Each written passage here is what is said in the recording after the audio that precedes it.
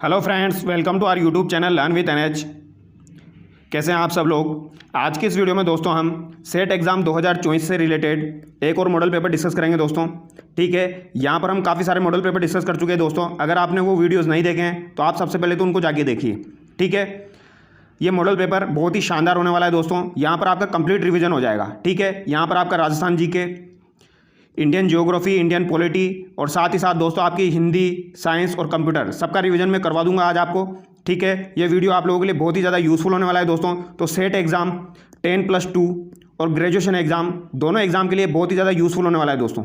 ठीक है, तो इस वीडियो को आप जरूर देखिए। और अगर आपको इसकी PDF चाहिए दोस्तों तो आप टेलीग्राम चैनल को ज्वाइन कर लीजिए। इसकी PDF 10 मॉडल पेपर होते ही मैं आपको प्रोवाइड करवा दूंगा टेलीग्राम चैनल पर। ठीक है, यानी कि 8 तारीख को मैं आपको इसकी PDF प्रोवाइड करवा दूंगा।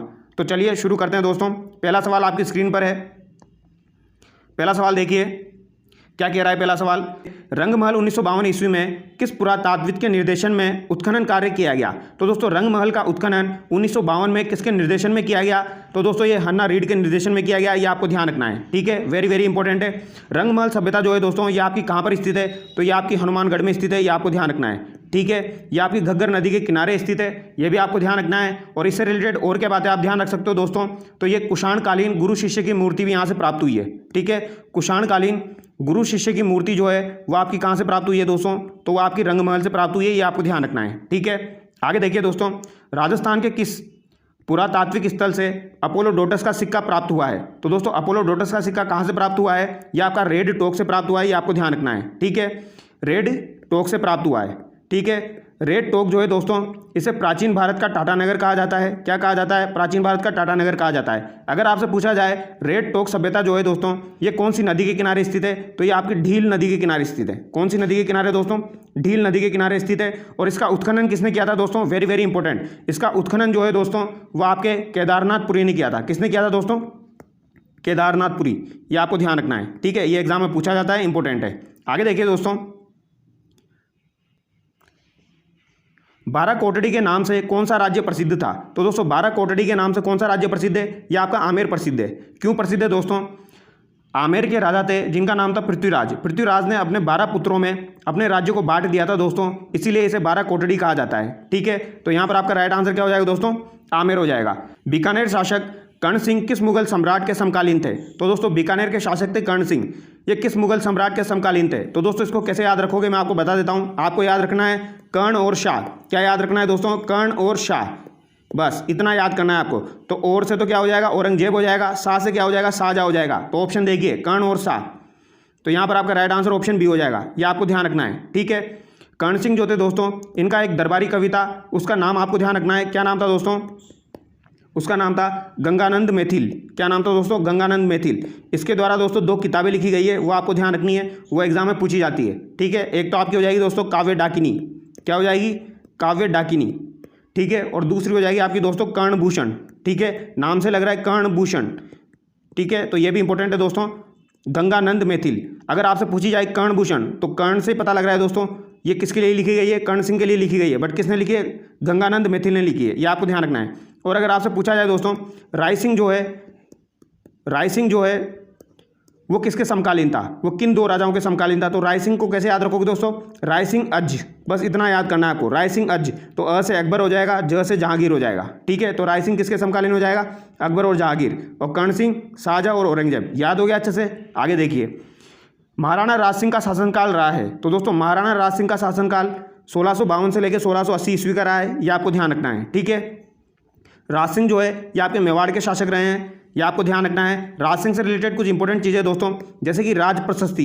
राज प्रशस्ति का संबंध किससे दोस्तों। राज सिंह से ही है। ये आपको ध्यान रखना है। ठीक है, ये किसके द्वारा लिखी गई थी राज प्रशस्ति दोस्तों। तो ये आपके रणछोड़ भट्ट तेलंग के द्वारा लिखी गई थी। ये आपको ध्यान रखना है। ठीक है, राज सिंह को और किस नाम से जाना जाता है दोस्तों। इनको कौन सी उपाधि दी जाती है। तो दोस्तों इनको हाइड्रोलिक रूलर। क्या कहा जाता है इनको। हाइड्रोलिक रूलर की उपाधि इनको दी जाती है। ये आपको ध्यान रखना है। हाइड्रोलिक रूलर की उपाधि किसको दी जाती है। महाराणा राज सिंह को दी जाती है। इसके अलावा विजय कटकातु की उपाधि किसे दी जाती है दोस्तों। विजय कटकातु की उपाधि जो है वो भी आपकी महाराणा राज सिंह को दी जाती है। ये आपको ध्यान रखना है। ठीक है, राज सिंह जो थे दोस्तों ये औरंगजेब के काल के हैं। ये आपको ध्यान रखना है। जजिया कर लगाने के कारण ये औरंगजेब से नाराज हो गए थे। ये आपको ध्यान रखना है। ठीक है, इन्होंने मारवाड़ के शासक अजीत सिंह को शरण भी प्रदान की थी। ये भी आपको ध्यान रखना है। ठीक है, चारुमती का जो संबंध है वो आपका राज सिंह से ही है। आगे देखिए क्वेश्चन नंबर 6, यह ऐसा किला है जिसका दरवाजा कोई आक्रमणकारी नहीं खोल सका। हसन निजामी का यह कथन राजस्थान के किस किले के बारे में है? तो दोस्तों हसन निजामी का यह कथन जो है ये आपका जालोर किले के बारे में है। ऑप्शन बी यहाँ पर आपका करेक्ट हो जाएगा। ठीक है, जालोर किले का जो उपनाम है दोस्तों वो जलालाबाद भी मिलता है। कौन सा अभिलेख में? तो ये आपके बिजोलिया अभिलेख में मिलता है, ये आपको ध्यान रखना है, बिजोलिया अभिलेख में। ठीक है, बिजोलिया अभिलेख आपका 1170 ईस्वी का है दोस्तों, ये आपको ध्यान रखना है। बिजोलिया अभिलेख किसके द्वारा लिखा गया था या इसके लेखक कौन थे? तो इसके लेखक गुणभद्र थे, ये भी आपको ध्यान रखना है। ठीक है, ये इंपॉर्टेंट है। अगर आपसे पूछा जाए दोस्तों अलाउद्दीन खिलजी ने जालोर के किले पर आक्रमण कब किया था? तो ये 1311 में किया था, ये आपको ध्यान रखना है। ठीक है, उस समय शासक कौन थे? कानड़ देव थे। ठीक है, अगर आपसे 1308 का पूछा जाए दोस्तों, सिवाना पर आक्रमण 1308 ईस्वी में किया गया था अलाउद्दीन खिलजी के द्वारा। ठीक है, वहां पर शासक कौन थे उस समय? सातल देव थे, ये आपको ध्यान रखना है। ठीक है, आगे देखिए मंत्र राजप्रकाश किस संत के आध्यात्मिक विचारों का संकलन है? तो दोस्तों मंत्र राजप्रकाश जो है ये संत हरिदास जी के आध्यात्मिक विचारों का संकलन है, ये आपको ध्यान रखना है। ये काफ़ी बार मैं आपको बता चुका हूँ। ठीक है, निरंजनी संप्रदाय के संस्थापक कौन है दोस्तों? निरंजनी संप्रदाय के संस्थापक आपके कौन हो जाएंगे? ये संत हरिदास जी हो जाएंगे। ठीक है, इन्हें राजस्थान का वाल्मीकि भी कहा जाता है दोस्तों। क्या कहा जाता है? राजस्थान का वाल्मीकि ने कहा जाता है, ये आपको ध्यान रखना है। ठीक है, क्योंकि पहले डाकू थे फिर बाद में ये संत बने। ठीक है, आगे देखिए समुद्र लहर नाम का लहरिया कहाँ रंगा जाता है? तो दोस्तों समुद्र लहर नाम का लहरिया जो है यह आपका जयपुर में रंगा जाता है, ये आपको ध्यान रखना है। ठीक है, आगे देखिए सुप्रसिद्ध कायाबेली ग्रंथ की रचना किसने की? तो दोस्तों सुप्रसिद्ध कायाबेली ग्रंथ की रचना दादू दयाल जी के द्वारा की गई है, ये आपको ध्यान रखना है। दादू दयाल जी का जन्म 1544 में हुआ था दोस्तों।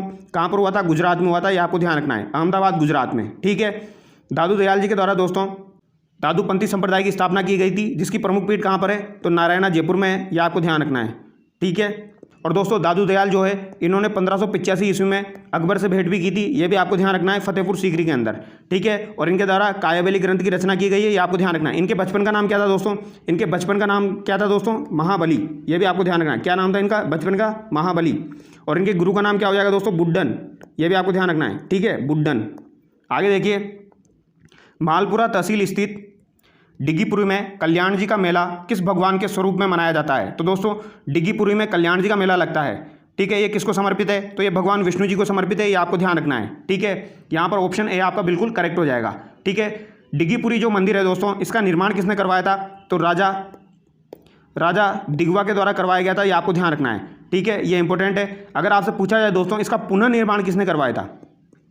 पुनर्निर्माण किसने कराया था? तो इसका पुनर्निर्माण संग्राम सिंह ने करवाया था, ये आपको ध्यान रखना है। ठीक है, किसने करवाया था? संग्राम सिंह ने करवाया था, ये इंपॉर्टेंट है, ये पूछा जा सकता है। ठीक है, ये आपका टोंक में स्थित है। आगे देखिए राजस्थान के किस क्षेत्र में रम्मत नाट्य का उद्भव हुआ है? तो दोस्तों रम्मत नाट्य का उद्भव कहाँ पर हुआ है? बीकानेर जैसलमेर में हुआ है, ये आपको ध्यान रखना है। ठीक है, रम्मत नाट्य के प्रमुख कलाकार कौन कौन हो जाएंगे दोस्तों? फागू जी महाराज, साहू जी महाराज और आपके हो जाएंगे दोस्तों तेज कवि।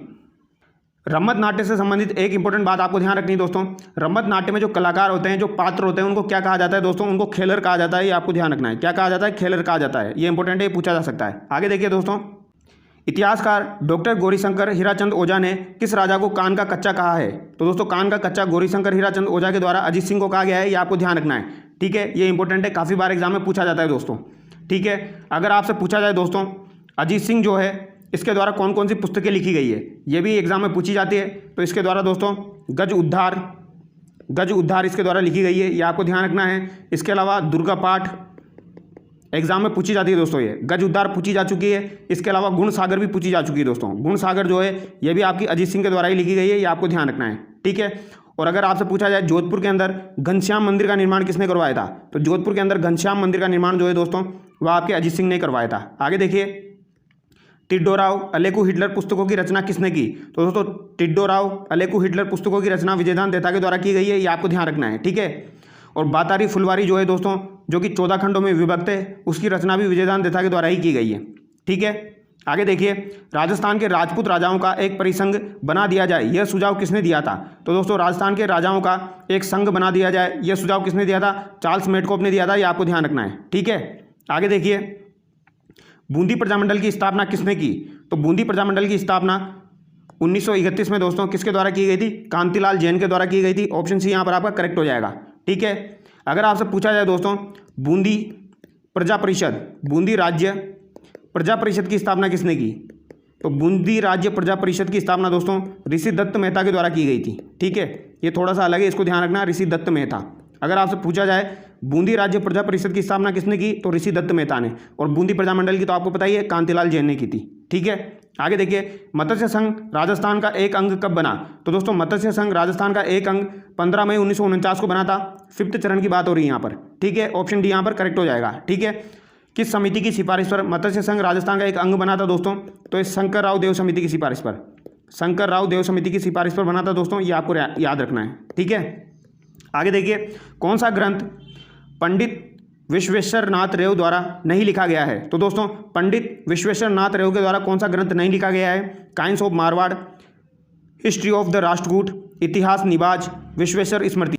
तो दोस्तों coins of Marwar, history of the Rashtrakuta और विश्वेश्वर स्मृति लिखा गया है दोस्तों। यहाँ पर इतिहास निबाज विश्वेश्वर नाथ रेव के द्वारा नहीं लिखा गया है, ऑप्शन सी यहाँ पर करेक्ट हो जाएगा। ठीक है, आगे देखिए दोस्तों, इजलास खास की स्थापना कब हुई, इजलास खास की स्थापना दोस्तों 1877 में हुई थी। किसके द्वारा की गई थी दोस्तों, सज्जन सिंह के द्वारा की गई थी। ठीक है, याद रखना है, सज्जन सिंह के द्वारा की गई थी। अगर आपसे पूछा जाए महकमा खास की स्थापना कब हुई, महकमा खास की स्थापना कब हुई, तो महकमा खास की स्थापना दोस्तों 1869 में हुई थी। ये आपको ध्यान रखना है। किसने की थी, शंभू सिंह ने की थी। किसने की थी दोस्तों, शंभू सिंह के द्वारा की गई थी। इंपॉर्टेंट है दोस्तों।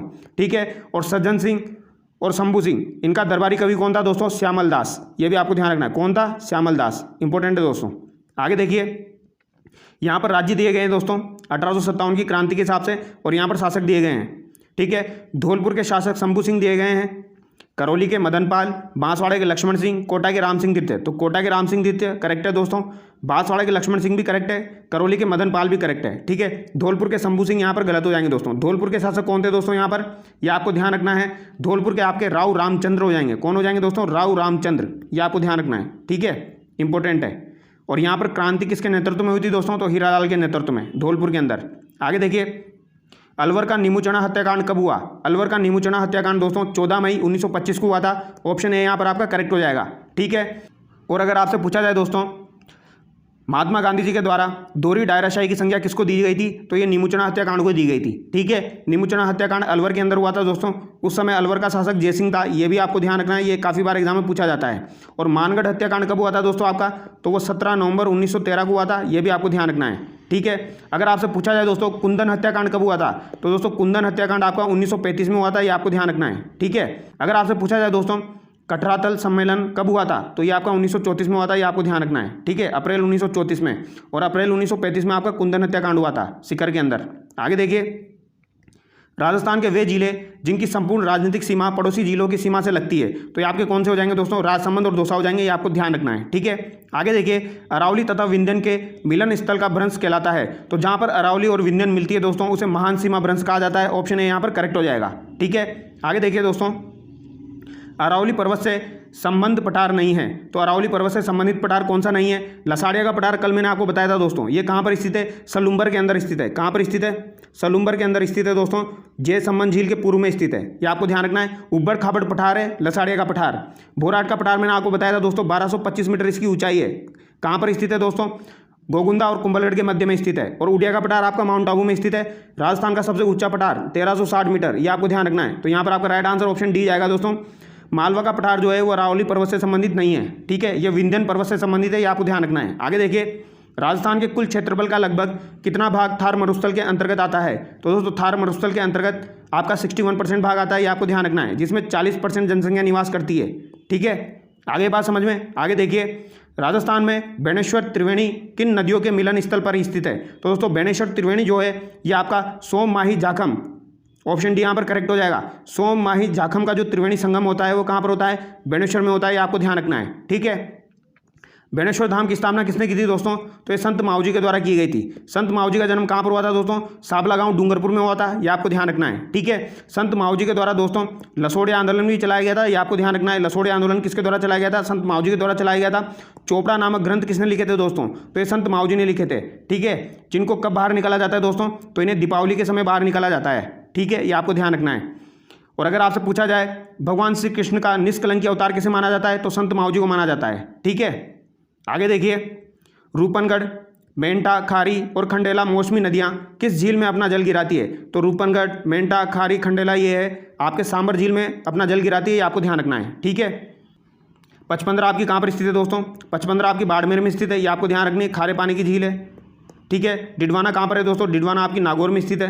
ठीक है, आगे देखिए, कौन सी समवर्षा रेखा राजस्थान को 2 स्पष्ट जलवायु भागों में बांटती है? तो दोस्तों राजस्थान को 2 स्पष्ट जलवायु भागों में 50 सेंटीमीटर की रेखा बांटती है, ये आपको ध्यान रखना है। ठीक है, और अगर 25 सेंटीमीटर की पूछा जाए दोस्तों, तो पश्चिमी राजस्थान को 2 भागों में कौन सी रेखा बांटेगी? पश्चिमी बांटेगी, शुष्क और अर्धशुष्क में। ठीक है, आगे देखिए, लाल दोमट मिट्टी राजस्थान के निम्नांकित में से किन जिलों में पाई जाती है? तो दोस्तों लाल दोमट मिट्टी आपको बताया था मैंने, ये आपके डूंगरपुर और बांसवाड़ा क्षेत्र में पाई जाती है। ऑप्शन ए यहाँ पर करेक्ट हो जाएगा। और अगर आपसे पूछी जाए दोस्तों लाल पीली मिट्टी कहाँ पर पाई जाती है, वेरी वेरी इंपॉर्टेंट, लाल पीली मिट्टी कहाँ पर पाई जाती है दोस्तों? तो ये आपकी अजमेर, भीलवाड़ा और सिरोही में पाई जाती है, ये आपको ध्यान रखना है। ठीक है, आगे देखिए, राजस्थान में निम्नलिखित में से झीलों का कौन सा समूह अवनालिका मृदा अपरदन से गंभीर रूप से ग्रसित है? तो दोस्तों अवनालिका मृदा अपरदन से आपका चंबल नदी वाला जो क्षेत्र है वो बहुत ज़्यादा गंभीर रूप से ग्रसित है, ये आपको ध्यान रखना है। कौन कौन सा हो जाएगा दोस्तों? एक तो आपका धौलपुर, करौली, सवाई माधोपुर और कोटा हो जाएगा। ऑप्शन सी यहाँ पर आपका करेक्ट हो जाएगा। ठीक है, आगे देखिए, राजस्थान में मीनाकारी की थेवा कला के लिए कौन सा स्थान प्रसिद्ध है? तो दोस्तों मीनाकारी की थेवा कला के लिए आपका कौन सा स्थान प्रसिद्ध है? ये आपका प्रतापगढ़ हो जाएगा। ठीक है, ये आपको ध्यान रखना है। थेवा कला क्या होता है दोस्तों? थेवा कला में कांच के ऊपर सोने का काम किया जाता है। ठीक है, अगर आपसे ओनली मीनाकारी पूछी जाए दोस्तों, तो मीनाकारी कहाँ की है? ये आपकी जयपुर की हो जाएगी, ओनली मीनाकारी पूछी जाए तो। ठीक है, और ये किसके काल में प्रसिद्ध हुई थी दोस्तों? तो इसे दोस्तों मान सिंह लेके आए थे लाहौर से, मान सिंह प्रथम लेके आए थे इसे कहाँ से? लाहौर से, ये आपको ध्यान रखना है मीनाकारी को। ठीक है, आगे देखिए, निम्नांकित में से कौन सा राजस्थान वानिकी विकास एवं जैव विविधता परियोजना का उद्देश्य नहीं है?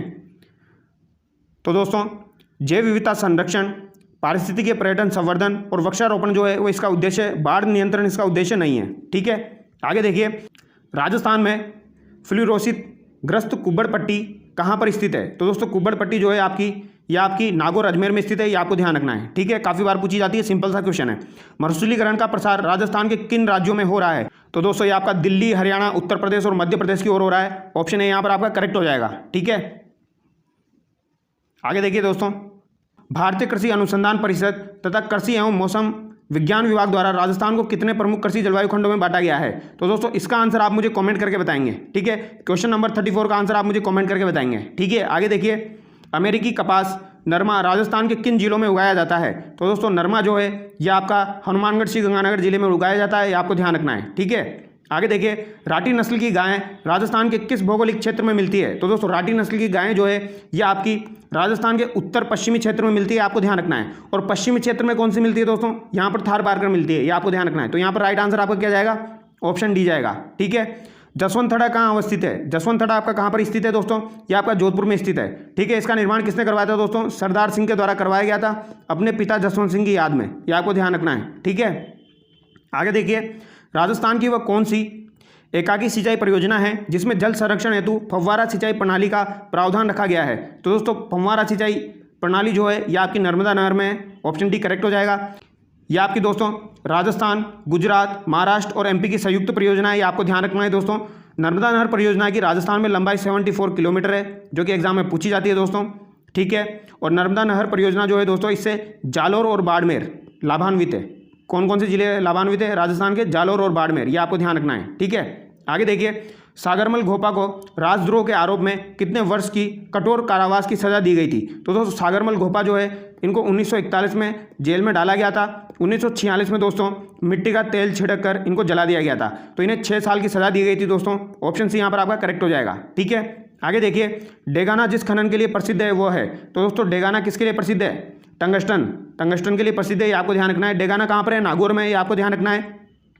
इसके अलावा टंगस्टन आपका वाल्टा सिरोही भी आपको ध्यान रखना है, वाल्टा सिरोही भी एग्जाम में पूछ लिया जाता है। इसके अलावा एक नाना कराब पाली जो है ये भी आपको ध्यान रखना है। नाना कराब पाली जो है ये भी आपका टंगस्टन के लिए फेमस है। ठीक है, आगे देखिए, 1857 की क्रांति के समय नसीराबाद छावनी में कौन सी नेटिव इन्फेक्ट्री नियुक्त थी? तो दोस्तों 1857 की क्रांति के समय नसीराबाद छावनी में 15वीं नेटिव इन्फेक्ट्री हो जाएगी, ये आपको ध्यान रखना है। ठीक है, इंपॉर्टेंट है। नसीराबाद छावनी में जो क्रांति हुई थी कब हुई थी दोस्तों? 28 मई 1857 को हुई थी, ये आपको ध्यान रखना है। इसके बाद नीमच में कब हुई थी दोस्तों? 3 जून 1857 को नीमच में हुई थी, ये भी आपको ध्यान रखना है। और इसके बाद एरिनपुरा में हुई थी दोस्तों अगस्त 1857 में। ठीक है, और उसके बाद कोटा में हुई 15 अक्टूबर 1857 में। तो ये डेट एग्जाम में पूछी जाती है, ध्यान रखना है। ठीक है, यहाँ पर आपके कर्नल स्पोर्टिसूड और न्यूबरी मारा गया था, ये आपको ध्यान रखना है। ठीक है, आगे देखिए, जैसलमेर रियासत के इतिहास में पहली बार जवाहर दिवस कब मनाया गया था? तो दोस्तों जवाहर दिवस कब मनाया गया था? जवाहर दिवस आपका 16 नवंबर 1930 को मनाया गया था, ये आपको ध्यान रखना है। ठीक है, वेरी वेरी इंपॉर्टेंट है दोस्तों। कब मनाया गया था? 16 नवंबर 1930 को मनाया गया था। और अगर आपसे पूछा जाए बीरबल दिवस कब मनाया गया था दोस्तों, तो बीरबल दिवस आपका बीकानेर में मनाया गया था। कब मनाया गया था? 1946 में, ये आपको ध्यान रखना है। ठीक है, और कांगड़ कांड का जो संबंध है वो भी आपका बीकानेर प्रजामंडल से है, ये आपको ध्यान रखना है। ठीक है, तो ये इंपॉर्टेंट है दोस्तों। जवाहर दिवस कब मनाया गया? 16 नवंबर 1930 को। अगर आपसे पूछा जाए दोस्तों सागरमल घोपा जो थे, जिनके बारे में अभी हम देख रहे थे दोस्तों, सागरमल घोपा के द्वारा कौन कौन सी किताबें लिखी गई है वो एग्जाम में पूछी जाती है दोस्तों। तो इनकी 3 किताबें आपको ध्यान रखनी है। कौन कौन सी? एक तो आपकी हो जाएगी दोस्तों रघुनाथ बाबा का मुकदमा। कौन कौन सी हो जाएगी? रघुनाथ बाबा का मुकदमा, याद रह जाएगा दोस्तों, रघुनाथ बाबा का मुकदमा हो जाएगा। एक आपकी हो जाएगी दोस्तों आज़ादी के दीवाने। कौन सी हो जाएगी? आज़ादी के दीवाने, ये भी आपको ध्यान रखनी है, आज़ादी के दीवाने। और एक आपकी हो जाएगी दोस्तों जैसलमेर का गुंडा राज। जैसलमेर का गुंडा राज, ये किसके द्वारा लिखी गई है? ये सागरमल घोपा के द्वारा लिखी गई है। रघुनाथ बाबा का मुकदमा, आज़ादी के दीवाने, जैसलमेर का गुंडा राज, ये भी आपको ध्यान रखनी है। आगे देखिए, राजस्थान में एकी आंदोलन की शुरुआत किसने की? राजस्थान में एकी आंदोलन की शुरुआत मोतीलाल तेजावत के द्वारा की गई थी दोस्तों। ठीक है, 1578 ईस्वी में कुंभलगढ़ पर किसने आक्रमण किया था? 1578 ईस्वी में कुंभलगढ़ के ऊपर आक्रमण दोस्तों शाहबाज खां के द्वारा किया गया था, ये आपको ध्यान रखना है। ऑप्शन सी यहाँ पर आपका करेक्ट हो जाएगा। शाहबाज खां के द्वारा दोस्तों 3 बार आक्रमण किया गया था महाराणा प्रताप के ऊपर, 1577, 78 और 79 में किया गया था, ये आपको ध्यान रखना है। ठीक है, और अगर आपसे पूछा जाए कुंभलगढ़ का युद्ध कब हुआ था, तो ये 1578 में हुआ था। ठीक है, आगे देखिए, धूलकोट का संबंध राजस्थान की किस सभ्यता से रहा है? तो दोस्तों धूलकोट का संबंध जो है ये आहड़ सभ्यता से रहा है, ये आपको ध्यान रखना है। ये इंपॉर्टेंट है, पूछी जाती है। इसे ताम्रवती नगरी के नाम से जाना जाता है, ये आपको ध्यान रखना है। ठीक है, ताम्रवती सभ्यता इसे कहा जाता है, धूलकोट या आगाटपुर भी इसे कहा जाता है। ठीक है, आगे देखिए दोस्तों, महारानी विक्टोरिया के स्वर्ण जुबली उत्सव में भाग लेने के लिए 1887 ईस्वी में मारवाड़ के प्रतिनिधि के रूप में किसे इंग्लैंड भेजा गया? तो यहाँ पर प्रताप सिंह को भेजा गया था दोस्तों, ये आपको ध्यान रखना है। आगे देखिए, मांडव ऋषि की तपोस्थली मापड़ कला के 16 प्राचीन मंदिर स्थित है। तो दोस्तों मांडव ऋषि की तपोस्थली के जो मंदिर है वो आपके टोंक में स्थित है, ये आपको ध्यान रखना है। इंपॉर्टेंट क्वेश्चन है दोस्तों, पूछा जाता है। ठीक है, अगर आपसे पूछा जाए गालव ऋषि की तपोस्थली कहाँ पर है दोस्तों? गालव ऋषि की तपोस्थली कहाँ पर है? तो ये आपकी कहाँ पर हो जाएगी दोस्तों? गलताजी। कहाँ पर हो जाएगी? गलताजी, जयपुर हो जाएगी, ये आपको ध्यान रखना है। ठीक है, आगे देखिए, कौन सा कूट सुमेलित नहीं है? यहाँ पर कौन सा कूट सुमेलित नहीं है दोस्तों? जोधपुर राठौड़, अजमेर भाटी, जयपुर कछुआ, सिरोही देवड़ा। तो दोस्तों अजमेर भाटी गलत दिया गया है, अजमेर में आपके चौहान हो जाएंगे। ठीक है, कवि चंद्र बजाई ने राजपूत राजवंशों की सूची दी है। तो राजपूत राजवंशों की जो सूची दी है दोस्तों वो कितनी दी है? 36, ये आपको ध्यान रखना है। ठीक है, आगे देखिए, प्रताप सिंह बारठ को किस केस के तहत बरेली जेल में भेजा गया था? इंपॉर्टेंट है दोस्तों, प्रताप सिंह बारठ जो थे इनको किस केस के तहत बरेली जेल में भेजा गया था? तो इनको दोस्तों बनारस षड्यंत्र केस के तहत भेजा गया था, ये आपको ध्यान रखना है। ठीक है, इनके जो पिता थे दोस्तों उनका नाम था केसरी सिंह बारठ, याद रखना है आपको, केसरी सिंह बारठ। ठीक है, इंपॉर्टेंट है दोस्तों, जिनके द्वारा चेतावनीरा चुंगटिया लिखा गया था फतेह सिंह को 1300 डिंगल भाषा में। ठीक है, केसरी सिंह बारठ जो थे इनका संबंध किस हत्याकांड से था? तो इनका संबंध दोस्तों प्यारेलाल हत्याकांड से था, ये आपको ध्यान रखना है। महंत प्यारेलाल हत्याकांड, ये आपको ध्यान रखना है। ठीक है, ये दोनों एग्जाम में पूछे जाते हैं। और इनका संबंध हजारीबाग जेल से हो जाएगा। कौन सी जेल? हजारीबाग जेल। ठीक है, आगे देखिए दोस्तों, अलीगढ़ आंदोलन किसके द्वारा शुरू किया गया था? तो अलीगढ़ आंदोलन आपका सैयद अहमद खान के द्वारा शुरू किया गया था, ये आपको ध्यान रखना है। कांग्रेस के किस अधिवेशन में पूर्ण स्वराज की मांग की गई? तो दोस्तों कांग्रेस का अधिवेशन हुआ था 1929 में। कौन सा अधिवेशन था? यह आपका था दोस्तों लाहौर अधिवेशन, ये आपको ध्यान रखना है। इसमें पूर्ण स्वराज की मांग की गई थी। किसके द्वारा की गई थी दोस्तों पूर्ण स्वराज की मांग? यह आपकी सुभाष चंद्र बोस के द्वारा की गई थी। ठीक है, अगर आपसे पूछा जाए 1938 में कांग्रेस का अधिवेशन कहाँ पर हुआ था? तो ये हीरापुरा में हुआ था दोस्तों। कहाँ पर हुआ था? हीरापुरा, गुजरात में हुआ था। और यहाँ पर अध्यक्षता किसने की थी? यहाँ पर सुभाष चंद्र बोस ने अध्यक्षता की थी। बट लाहौर का जो अधिवेशन हुआ था दोस्तों वहाँ पर अध्यक्षता जवाहरलाल नेहरू के द्वारा की गई थी। ठीक है, आगे देखिए, 1919 में गांधी जी ने सत्याग्रह के लिए आह्वान किया, जिसके खिलाफ अंग्रेजों ने नामक अधिनियम पारित किया। तो दोस्तों रोलेट एक्ट 1919 पारित किया था, ये आपको ध्यान रखना है। ठीक है, आगे देखिए, खुदीराम बोस ने मुजफ्फरपुर में किंग्सफोर्ड की हत्या का प्रयास किस वर्ष किया था? तो दोस्तों ये 1908 में किया था, ये आपको ध्यान रखना है। ठीक है, 30 अप्रैल 1908 को किया था। आगे देखिए, भारत में गांधी जी का प्रथम सत्याग्रह कहाँ हुआ था? तो गांधी जी का प्रथम सत्याग्रह चंपारण में हुआ था, ये आपको ध्यान रखना है। ठीक है, आगे देखिए, खिलाफत समिति का गठन अली बंधुओं ने किया था। तो अली बंधुओं के द्वारा खिलाफत समिति का गठन कब किया गया था दोस्तों? तो ये बॉम्बे में 1919 में किया गया था। ठीक है, अली बंधु कौन कौन थे दोस्तों? तो अली बंधु आपके मोहम्मद अली और शौकत अली हो जाएंगे। ठीक है, खिलाफत आंदोलन से संबंधित है, ये आपको ध्यान रखना है। किस वर्ष साइमन कमीशन भारत आया था? तो दोस्तों साइमन कमीशन का जो गठन हुआ था वो तो आपका 1927 में हो गया था, बट ये भारत कब आया था दोस्तों? भारत ये 1928 में आया था, ये आपको ध्यान रखना है। तो ऑप्शन ए यहाँ पर करेक्ट हो जाएगा। ठीक है, कब आया था दोस्तों? 1928 में, 3 फरवरी 1928 को आया था, ये आपको ध्यान रखना है। ठीक है, आगे देखिए, निम्नलिखित में से किसने पहले गोलमेज सम्मेलन की अध्यक्षता की थी? पहला गोलमेज सम्मेलन आपका 1930 से 1931 में हुआ था। यहाँ पर अध्यक्षता रेमजे मैकडोनाल्ड के द्वारा की गई थी। ठीक है, आगे देखिए दोस्तों, 1943 में निम्नलिखित में से किस जिले में समानांतर सरकार की स्थापना हुई थी? समानांतर सरकार की स्थापना सतारा में की गई दोस्तों। ठीक है, आगे देखिए, धरती सभी के लालच के लिए नहीं बल्कि सभी की आवश्यकताओं की पूर्ति के लिए पर्याप्त साधन उपलब्ध कराती है, यह कथन किसने कहा था? यह कथन महात्मा गांधी जी के द्वारा कहा गया है दोस्तों। आगे देखिए, माउंट गॉडविन ऑस्टिन को केटू पर्वत के नाम से भी जाना जाता है, इसकी ऊंचाई कितनी है? तो दोस्तों भारत की सर्वोच्च चोटी जो है ये आपकी केटू है, ये आपको ध्यान रखना है, गॉडविन ऑस्टिन। ठीक है, इसकी ऊंचाई कितनी है दोस्तों? 8611 मीटर, ये आपको ध्यान रखना है, 8611 मीटर। और दूसरी सर्वोच्च चोटी भारत की हो जाएगी आपकी कंचनजंगा। कौन सी हो जाएगी? कंचनजंगा, ये आपको ध्यान रखना है। ये कहाँ पर है? ये आपके सिक्किम में स्थित है दोस्तों।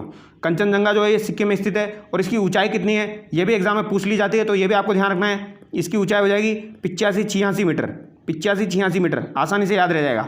और माउंट एवरेस्ट की ऊंचाई पूछी जाए दोस्तों तो 88-48 मीटर है, ये आपको ध्यान रखना है। नेपाल में स्थित है, जिसे सागर माता के नाम से जाना जाता है। आगे देखिए, निम्नलिखित में से कौन सी श्रेणी हिमालय के अनुदैर्ध्य विस्तार में इसकी 3 समानांतर श्रेणियों में से एक नहीं है?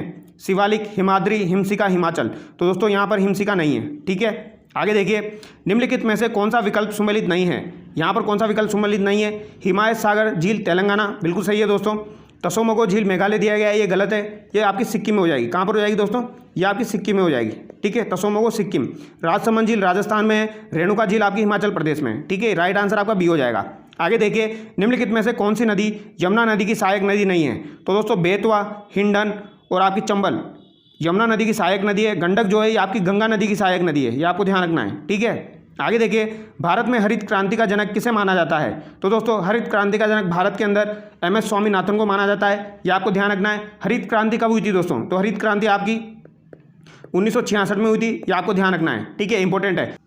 अगर आपसे वैश्विक स्तर पर पूछा जाए दोस्तों हरित क्रांति का जनक किसे माना जाता है, तो आपका नॉर्मन बोरलॉग को माना जाता है। ठीक है, ये आपको ध्यान रखना है, नॉर्मन बोरलॉग को माना जाता है वैश्विक स्तर पर हरित क्रांति का जनक। आगे देखिए, निम्नलिखित में से किस उद्योग के साथ नाल्को व बाल्को नाम जुड़े हैं?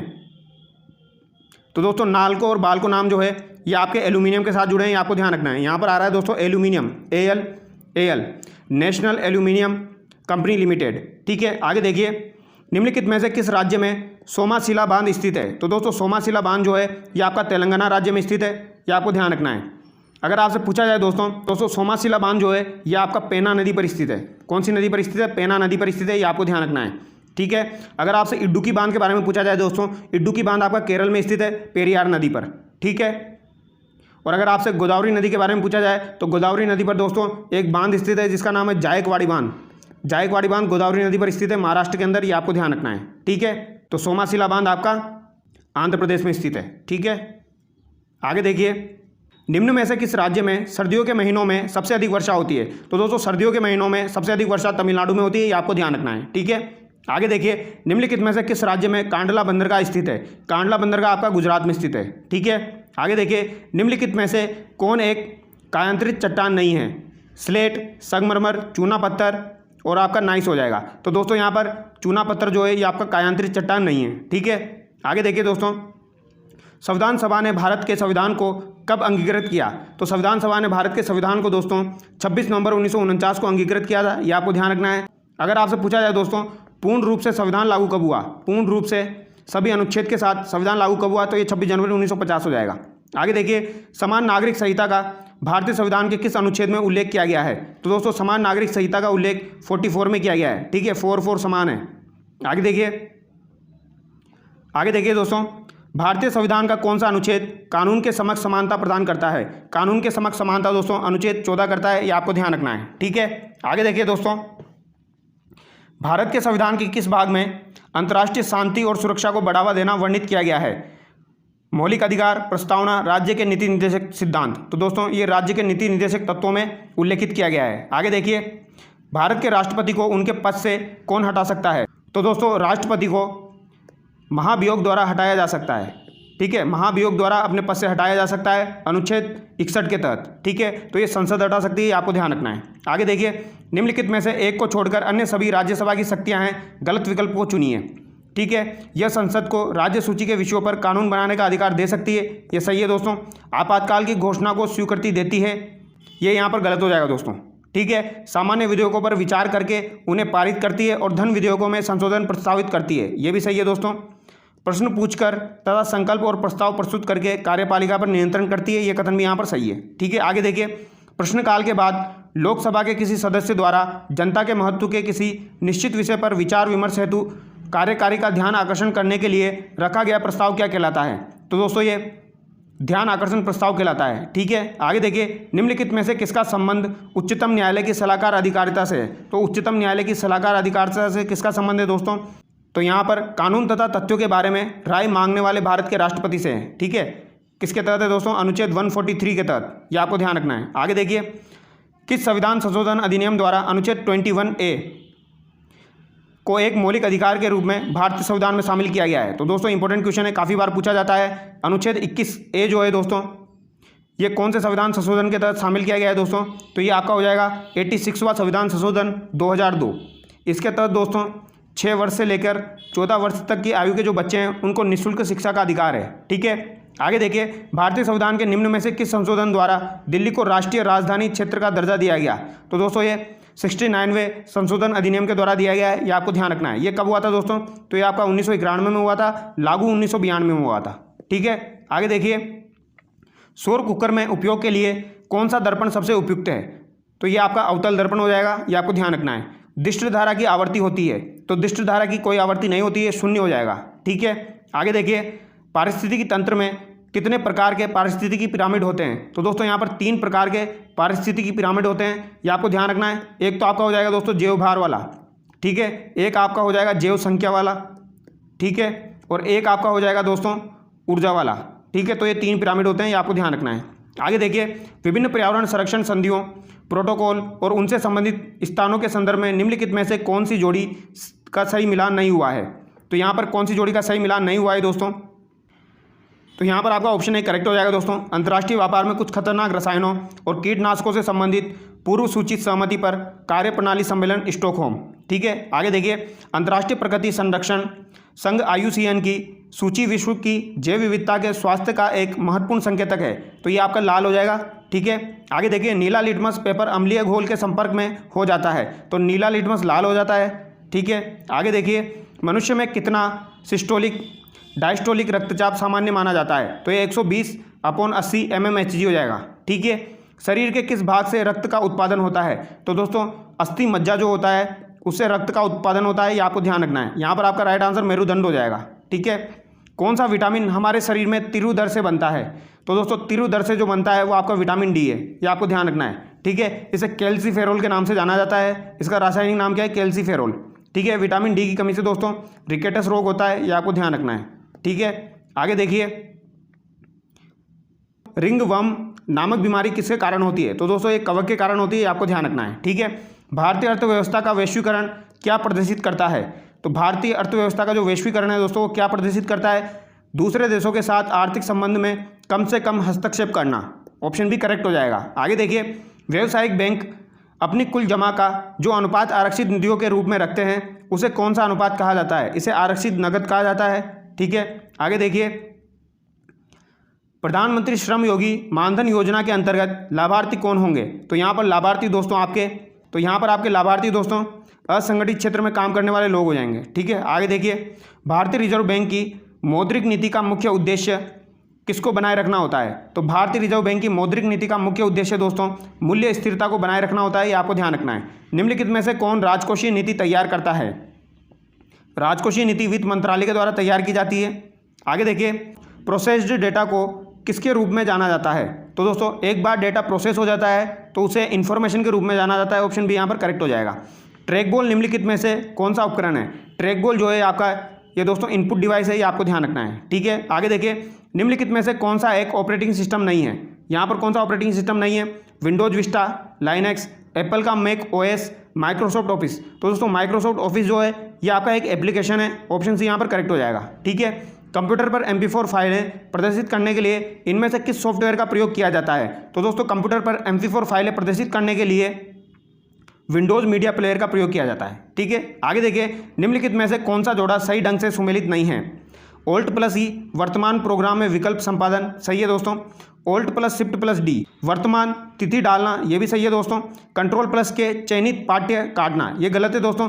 Ctrl+K जो है ये आपका हाइपर लिंक से संबंधित है दोस्तों। ठीक है, किससे संबंधित है? हाइपर लिंक से।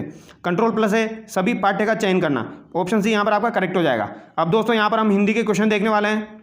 ठीक है, हिंदी का पहला सवाल है आपका, निम्नलिखित में से कौन सा संधि विच्छेद का एक गलत उदाहरण है? महा प्लस ओज, तो दोस्तों महा प्लस ओज आपका क्या हो जाएगा? महोज हो जाएगा। ठीक है, पो प्लस अक क्या हो जाएगा दोस्तों? पावक हो जाएगा। ठीक है, नो प्लस इक क्या हो जाएगा दोस्तों? नाविक हो जाएगा। ये आपको ध्यान रखना है, क्या हो जाएगा? नाविक। नो प्लस इक में आपकी अयादी संधि है, पो प्लस अक में आपकी अयादी संधि है। ठीक है, ये आपको ध्यान रखना है। और परो प्लस उपकार नहीं होगा दोस्तों, यहाँ पर क्या होगा? पर प्लस उपकार होगा। ठीक है, पर प्लस उपकार, यहाँ पर कौन सी संधि हो जाएगी? गुण संधि। तो यहाँ पर आपका राइट आंसर क्या हो जाएगा? डी हो जाएगा। आगे देखिए, वह साल भर अनुपस्थित रहा, इस वाक्य में किस प्रकार के क्रिया विशेषण का प्रयोग हुआ है? साल भर अनुपस्थित रहा दोस्तों, कालवाचक। आगे देखिए, थोड़ा बहुत में इनमें से कौन सा समास है? थोड़ा बहुत के अंदर दोस्तों आपका वैकल्पिक द्वंद्व समास है, ये आपको ध्यान रखना है। ठीक है, नीलिमा शब्द में कौन सा प्रत्यय है? नीलिमा शब्द में आपका ईमा प्रत्यय हो जाएगा। आगे देखिए, इनमें से कौन सा शब्द मोर का पर्यायवाची नहीं है? कौन सा मोर का पर्यायवाची नहीं है दोस्तों? सिकी, केकी, कलापी, तमचूर। तो दोस्तों सिकी, केकी और कलापी जो है ये आपके मोर के पर्यायवाची है। तो यहाँ पर आपका राइट आंसर क्या हो जाएगा?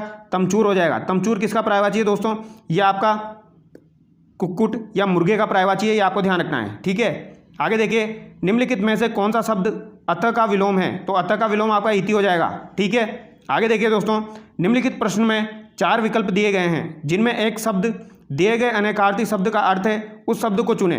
तो मुद्रा का जो अनेकार्थी शब्द हो जाएगा दोस्तों वो रूप हो जाएगा। ठीक है, आगे देखिए, जब किसी पद की व्याख्या करनी हो या उसके संबंध में विस्तार से कुछ कहना हो तो इनमें से किस विराम चिन्ह का उपयोग किया जाता है? तो दोस्तों यहाँ पर ऑप्शन डी करेक्ट हो जाएगा, ये आपको ध्यान रखना है। ठीक है, यहाँ पर कौन से चिन्ह का प्रयोग किया जाएगा दोस्तों? विश्लेषण चिन्ह का प्रयोग किया जाएगा, ये आपको ध्यान रखना है।